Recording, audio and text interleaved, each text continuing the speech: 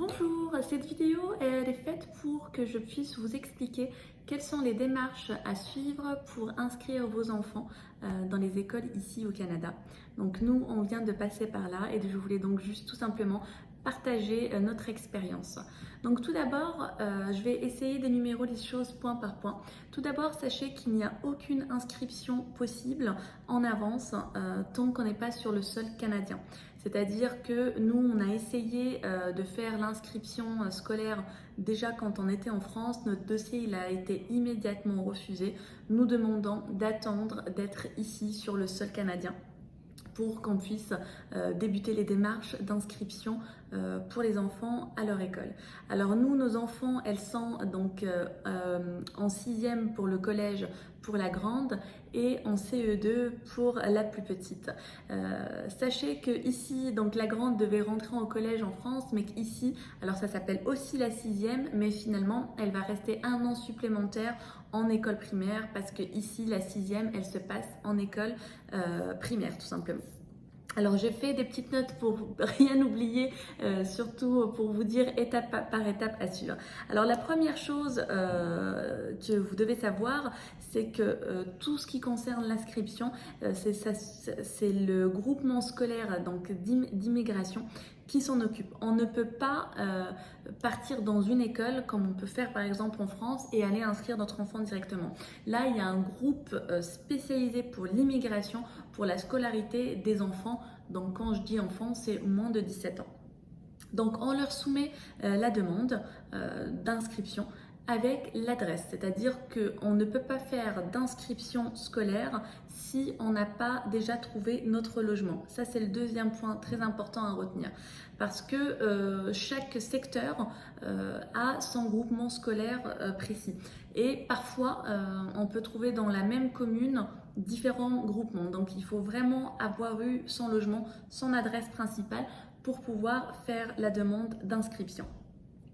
Alors, dans un premier temps, quand la demande elle est faite, on a un premier rendez-vous qui nous est donc accordé. C'est un premier rendez-vous par visio. Ce rendez-vous-là, il est fait pour déjà premièrement voir les enfants, échanger avec eux, voir si les enfants parlent le français, c'est très très important. Donc c'est un rendez-vous qui dure à peu près 20 minutes où la personne qu'on a en visio demande un petit peu aux enfants de s'exprimer, leur pose quelques petites questions, rien de gênant, un petit peu de la vie de tous les jours, qu'est-ce que tu faisais dans ton école là-bas, comment ça se passait ta classe là-bas, en quelle classe tu as, mais vraiment voilà pour savoir si l'enfant interagit bien et si surtout il parle français. Ensuite, nous, aux parents, on nous pose aussi des questions importantes, à savoir si notre enfant il n'a pas des troubles par exemple, si il n'a pas vécu ou vu une scène qui a pu le déranger psychologiquement. Donc on voit qu'ils sont vraiment très on va dire carrés pour savoir quel enfant et comment il est cet enfant qu'ils vont accueillir dans leur école. Et encore une fois, moi j'applaudis et je trouve que c'est très bien parce qu'on se sent tout de suite pris en charge et on se dit voilà, ok, les choses ils sont pas faites à moitié. Donc, et dans ce rendez-vous-là, sachez que ce rendez-vous en visio, la présence de l'enfant, ou donc nous, notre cas des enfants, il était obligatoire. C'est-à-dire que c'est pas négociable. Il faut que l'enfant ou les enfants soient présents. Suite à ça, donc la visio pour nous s'est bien passée. Donc on nous a dit qu'on allait être recontacté très rapidement par mail pour nous proposer un rendez-vous à ce moment-là en présentiel. Alors toujours pas à l'école, mais là pour aller dans le groupement scolaire de la ville. Donc effectivement, c'est chose qui a été faite, on a reçu rapidement le mail et donc on a eu notre deuxième rendez-vous dans la ville, dans le groupement scolaire. Alors, pour cela, il nous demande d'apporter avec nous, bien sûr, les pièces d'identité, les nôtres, ceux des enfants, les actes de naissance des enfants, leur dernier bulletin scolaire aux enfants et 2 justificatifs de domicile. Alors, il y a le premier, donc bien sûr, le bail de la maison. Et il y a une facture de téléphone, d'internet, mais il en faut 2 différents, ça c'est obligatoire. Donc voilà, je vérifie juste si j'ai rien oublié, donc c'est bien ça. Une fois qu'on arrive à ce deuxième rendez-vous, alors là les enfants, c'est pas obligatoire qu'ils soient présents, donc on peut y aller que nous parents pour faire l'inscription. Par contre, ce rendez-vous il est très important, pourquoi? Parce que c'est là où ils vont nous donner le nom de l'école qu'on va intégrer. Donc nous on a eu de la chance. Nos deux filles ont pu être inscrites dans la même école, mais ils nous précisent très bien que comme quoi ils ont beaucoup de demandes, beaucoup de nouveaux arrivants. Donc que c'était possible que les filles ne soient pas dans la même école. Donc nous on a eu la bonne nouvelle, c'est qu'elles ont pu être dans la même école. Alors ensuite, ils vous proposent bien sûr le ramassage scolaire également qui est, on va dire, offert par la ville.